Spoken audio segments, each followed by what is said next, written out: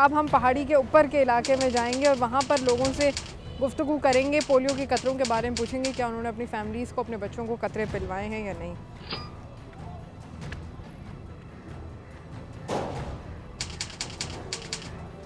आप जी बच्चों को पिलाते हैं कतरे? हाँ। अच्छा, तो मतलब कितने बच्चे हैं आपके? मेरी तो एक ही बच्ची है, मेरी तो माशाल्लाह 12 साल की बच्ची है, उसके तो पिला नहीं सकती। लेकिन वैसे आपको आके दरवाज़ा खटखटाते हैं कतरे वाले? जी हाँ। और पिलवाए भी जाते हैं। हाँ। बहुत शुक्रिया, थैंक यू सो मच। दुश्वार गुजार इलाका है यहाँ पर। नाज़रीन आप यहाँ पर देख सकते हैं कि किस कदर दुश्वार गुजार इलाका है।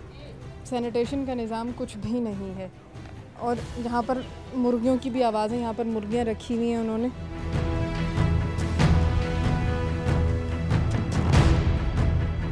अस्सलाम वालेकुम। आपके 4 बच्चे हैं? अच्छा, आपने कतरे पिलवाए हैं उनको? रोज हर महीने आएगा। हर महीने पिलवाए। आपको क्यों लगता है क्यों पिलवाने चाहिए कतरे? हमारे एक बेटी है कतरे वाले की जरूरत है। इसको क्यों पिलाने? सब गली, सारी गली को पिलाना? सारी गली। आपको लगता है अच्छा है कतरा पिलवाना? बच्चे सेहत रहते हैं मोहब्बत से। बीमारी लो रे कैसे काम ना और कई रमेश के और कई कतरा खौर में हर महीना कतरे वाला है। थैंक यू, बहुत शुक्रिया। नाज़रीन, जैसे कि मैं आपको बता रही हूँ कि सैनिटेशन का कोई निज़ाम मौजूद नहीं है। बहुत दुश्वार गुजार इलाका है, वॉलेटाइल बहुत ज़्यादा है, सिक्योरिटी वाइज और पॉलिटिकली वाइज। मतलब पॉलिटिकली भी यहाँ पर जैसे कि मैंने बताया कि आबादियाँ हिस्सों में डिवाइड हो चुकी हैं। कराची जैसे शहर में पोलियो का भी मसला बहुत सेंसिटिव हुआ है क्योंकि लोगों का ये सोचना है कि वो ये सोचते हैं कि कतरे पिलाने से शायद नस्ल कुशी हो जाती है। ये एक मिसकॉन्सेप्ट है। मैं ऊपर जाने की कोशिश कर रही हूँ, लोगों से बात करेंगे। नाज़रीन हम हर जगह जाकर दरवाज़े खटखटा रहे हैं और हम कोशिश कर रहे हैं कि कोई हमसे बात कर ले। नहीं है इनकी अम्मी भी घर पे? अच्छा, नाज़रीन आप देख सकते हैं कि किस कदर गरीब इलाका है।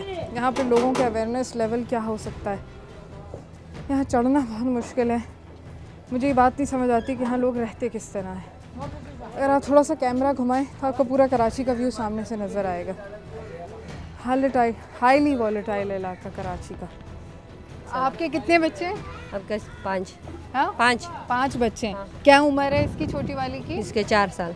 इसकी 4 साल। पोलियो के कतरे पिलवाए आप? हाँ, पिला दिया। क्यों? अब आपको मतलब कुछ इलाके के यहाँ पे लोग हैं वो कहते हैं कि वो नहीं पिलवाते क्योंकि उनको लगता है कि वो बच्चे उसके बाद सबक याद नहीं कर पाते, बीमार हो जाते हैं। आपको ऐसा कुछ महसूस होता है? नहीं। क्यों? मैं दे दूंगा कतरा। पिलाते में आप पिला देती हैं?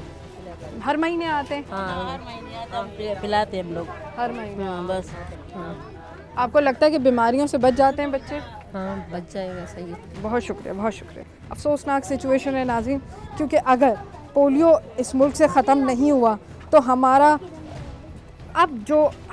फ्यूचर है वो अफ़गानिस्तान जैसा तारीख हो सकता है। क्योंकि अफ़गानिस्तान ही वाहिद वो मुल्क रह गया है और नाइजीरिया जहाँ पर रिलीजन के बेस पर पोलियो के कतरे नहीं पिलाए जा रहे। अफसोसनाक डिटेल्स है नाज़रीन। बहुत हॉस्टाइल लोग हो जाते हैं, बहुत हॉस्टाइल बातें भी करने की कोशिश करते हैं, टीवी पर नहीं आना चाहते, हमसे बात नहीं करना चाह रहे थे। लेकिन फिर भी मैंने अपनी सी एक छोटी सी कोशिश की कि किसी तरीके से मैं इस इलाके की स्टोरीज़ कवर करूं। प्रोग्राम के दौरान मैंने बहुत से घर घर जाकर उनके दरवाजे खटखटाए, मगर लोगों ने मीडिया पर पोलियो के बारे में बात करने से साफ इनकार कर दिया।